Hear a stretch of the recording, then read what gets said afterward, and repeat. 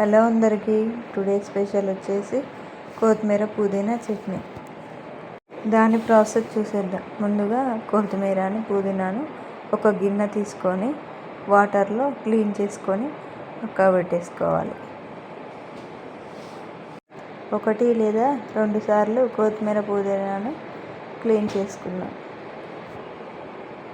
Clean చేశాక అదే గిన్నెలో వాటర్ తీసుకొని పచ్చిమిర్చిని బాగా క్లీన్ చేసేసుకుందాం. క్లీన్ చేశాక వీటిని ఒక గిన్నెలోకి పెట్టేసుకోవాలి.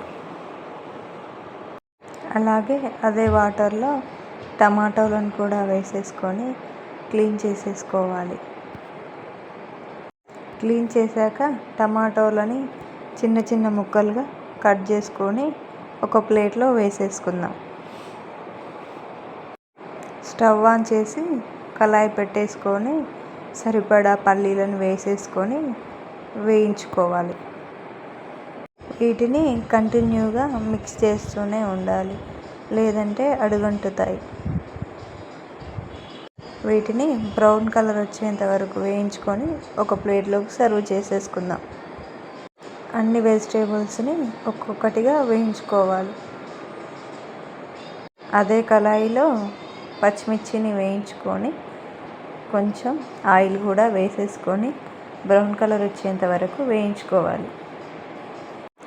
వీటిని వేయించుకొని పక్కా పెట్టేసుకున్నాక అదే కళాయిలో సరిపడా ఆయిల్ వేసేసుకుందాం.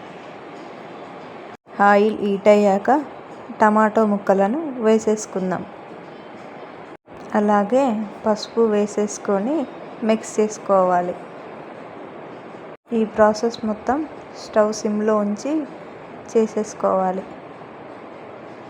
టమాటాలలో వాటర్ కంటెంట్ పోయేంత వరకు వేయించుకుంటూనే ఉండాలి. 2 మినిట్స్కి ఒకసారి మిక్స్ చేస్తూనే ఉండాలి. ఇవి దగ్గరికి ఉడికిన తర్వాత మనం ముందుగా కట్ చేసి పెట్టుకున్న కొత్తిమీర పుదీనాని వేసేసుకుందాం. వీటన్నిటిని కూడా బాగా మిక్స్ చేసుకొని మూత పెట్టేసుకోవాలి. వీటిని కూడా 2 మినిట్స్కి ఒకసారి మిక్స్ చేస్తూనే ఉండాలి. కొత్తిమీర పుదీనాను పచ్చివాసన పోయేంత వరకు వేయించుకోవాలి. ఇవి వేగాక స్టవ్ ఆఫ్ చేసి వీటిని చల్లారబెట్టుకోవాలి. అలాగే మనం ముందుగా వేయించుకున్న పల్లీలను, పచ్చిమిర్చి, వెల్లిపాయలను అలాగే సరిపడా సాల్ట్ వేసుకొని గ్రైండర్లో వేసేసుకుందాం. వీటన్నిటిని గ్రైండ్ చేశాక సరిపడా చింతపండు వేసేసుకుందాం. అలాగే చల్లార్చిన టమాటో ముక్కలను వేసేసుకుందాం. వీటిని గ్రైండ్ చేశాక ఒక బౌల్లోకి సర్వ్ చేసేసుకుందాం. అదే కళాయిలో ఆయిల్ వేసేసుకొని జీలకర్ర, కరివేపాకు, ఎండుమిర్చి వేసేసుకొని అలాగే సరిపడా పసుపును కూడా యాడ్ చేసేసుకుందాం. పసుపు వేశాక 1 మినిట్ ఉంచాలి. ఈ పోపుని మన పచ్చళ్ళలోకి వేసేసుకుందాం. ఇంతే, ఎంతో రుచికరమైన మన కొత్తిమీర పుదీనా పచ్చడి రెడీ అయిపోయింది.